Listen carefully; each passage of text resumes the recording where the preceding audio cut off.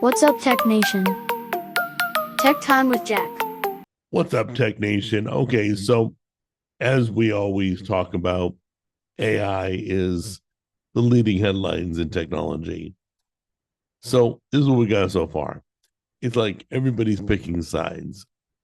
Um, there's ChatGPT, there's Google Gemini, there's Claude.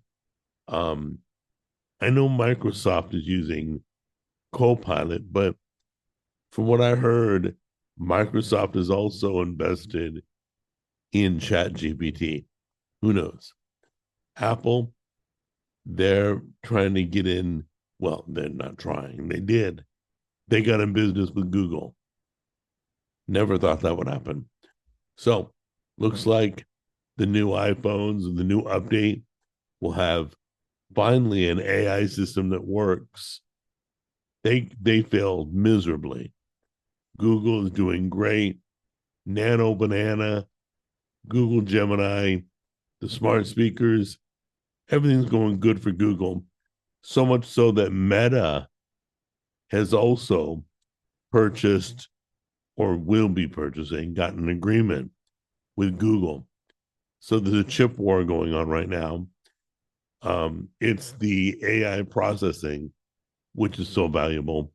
So you got Google is making chips, Meta's buying chips from Google, uh, Apple's buying technology support from Google.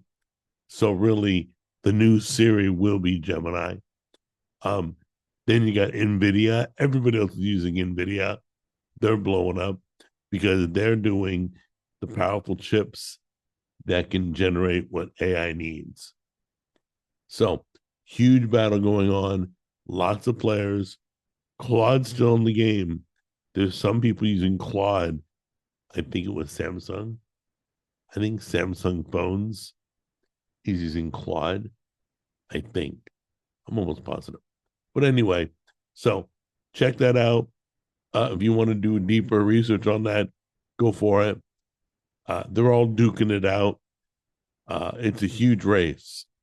It's funny. It's the only thing that I know that we're afraid to get into, and yet everybody's running to it. So AI is still top of the headlines. Let's see what else is going on here.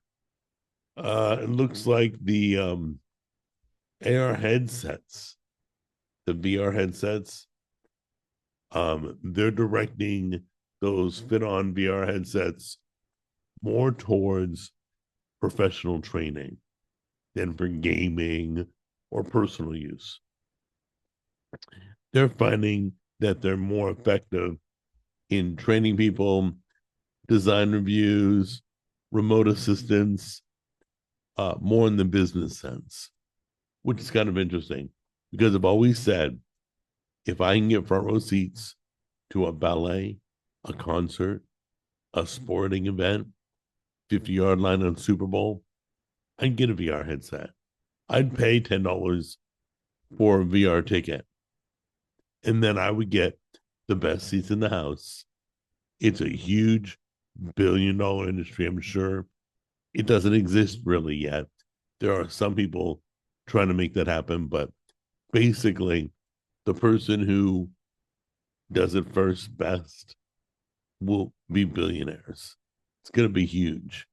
Imagine never leaving your house to go take a tour of Israel or uh, Italy or anywhere in America. Just a thought. I'm all banging my microphone. Just a thought. You can go anywhere in the world with your VR headset. That'd be kind of cool. And you could sell tickets.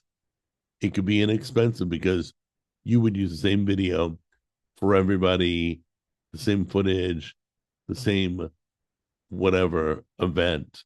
So if like the Lakers are playing a championship, okay, you could get like courtside seats. Everybody could. Sorry.